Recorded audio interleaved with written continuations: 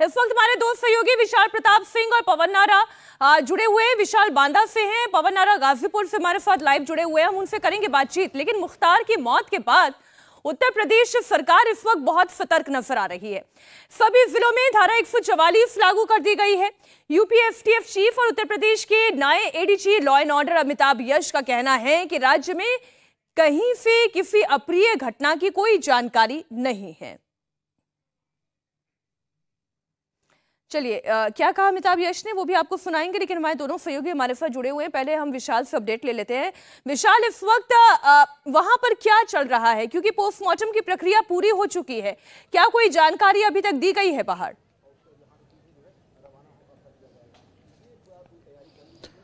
मीनाक्षी, देखिए, बाहर कोई ऑफिशियल जानकारी तो नहीं दी जा रही है, लेकिन जो हमारे सोर्सेज हैं वो हमको कंफर्म कर रहे हैं कि जो पोस्टमार्टम है मुख्तार अंसारी का वो कंप्लीट कर लिया गया है। और इस समय हम लाइव तस्वीरें, ताज़ा तस्वीरें अपने दर्शकों को सबसे पहले दिखा देते हैं कि जो कि मेडिकल कॉलेज के अंदर का मॉर्चरी परिसर का जो हिस्सा है, आप देखिए कि किस तरीके से यहाँ पर एम्बुलेंस को पूरी तरीके से तैयार कर दिया गया है, किस तरीके से पुलिस का जो एस्कॉर्ट यहाँ से लेकर के गाजीपुर तक साथ जाना है, 26 गाड़ियों का जो काफिला है, ये पूरी तरीके से तैयार है। पुलिसकर्मी पूरी तरीके से मुस्तैद हैं, तैयार हैं, जिनको ड्यूटी पे जाना है वो गाड़ियों के आसपास ही खड़े हुए हैं। सबको ये बता दिया गया है अब से कुछ ही देर में यहां से चलने का निर्देश हो जाएगा। उमर अंसारी अपने जो साथियों के साथ आए हुए थे वो फिलहाल अंदर मौजूद हैं, वो डॉक्टर से बातचीत कर रहे हैं। हालांकि अब से कुछ देर पहले तक उमर अंसारी ये कह रहे थे कि उन्होंने जानकारी में पोस्टमार्टम नहीं हुआ है, लेकिन जब वो नमाज पढ़ करके वापस आए तो उनको ये पता लगता है, उनको जानकारी रास्ते में दी जाती है कि डॉक्टर्स की मौजूदगी में, डॉक्टर्स के पैनल में और वीडियोग्राफी करके मुख्तार अंसारी का पोस्टमार्टम कंप्लीट कर लिया गया है। यानी कि अब ये बताया जा रहा है कि अब से 2 से 4 से 5 मिनट में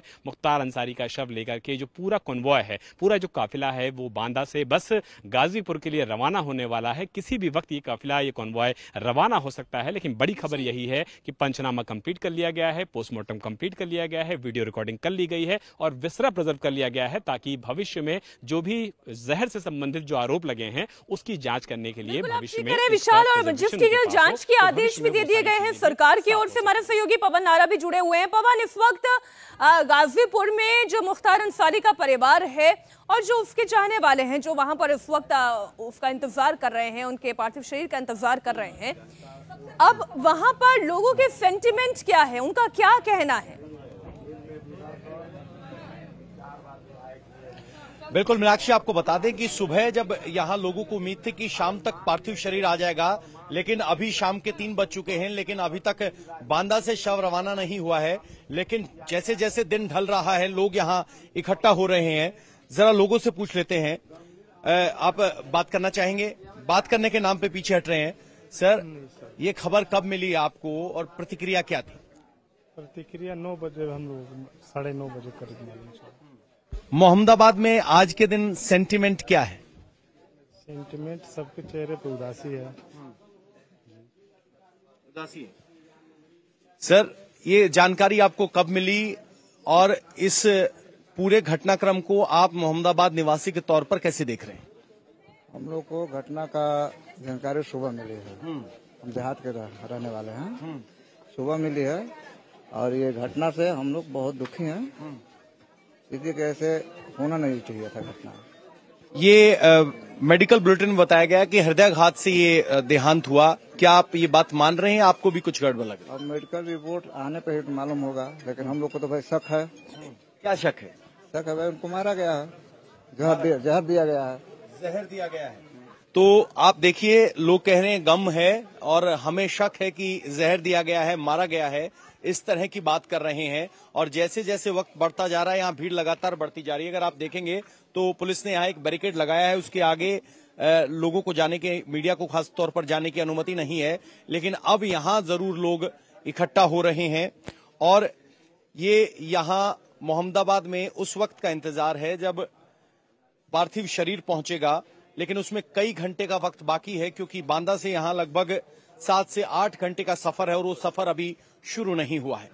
पवन, आप बने रहे हमारे साथ। एक बार फिर विशाल आपके पास आते हुए, देखिए, जो बार बार शक जाहिर किया जा रहा था विशाल, वो यही परिवार की ओर से कि वो बहुत कमजोर हो गए थे। जो एक आखिरी तस्वीर भी हम दिखा रहे हैं इस वक्त हमारे दर्शकों को, व्हील चेयर पर मुख्तार अंसारी नजर आ रहा है, बड़ा कमजोर नजर आ रहा है। और उसी तरीके की ऑडियो भी सामने आई, वो कह रहे हैं कि मैं तो जेल के अंदर बेहोश भी हो गया था, पता नहीं कितने दिन रहूंगा नहीं रहूंगा, इस बात को लेकर भी उसे शंका थी। लेकिन जेल मैनुअल के आधार पर तो खाना दिया जा रहा होगा, दवा दी जा रही होगी, परिवार वालों से बातचीत भी करने का मौका पूरा मिल रहा था। इसके बावजूद ये क्यों कहा जा रहा है कि मुख्तार अंसारी को स्लो पॉइजन दिया गया?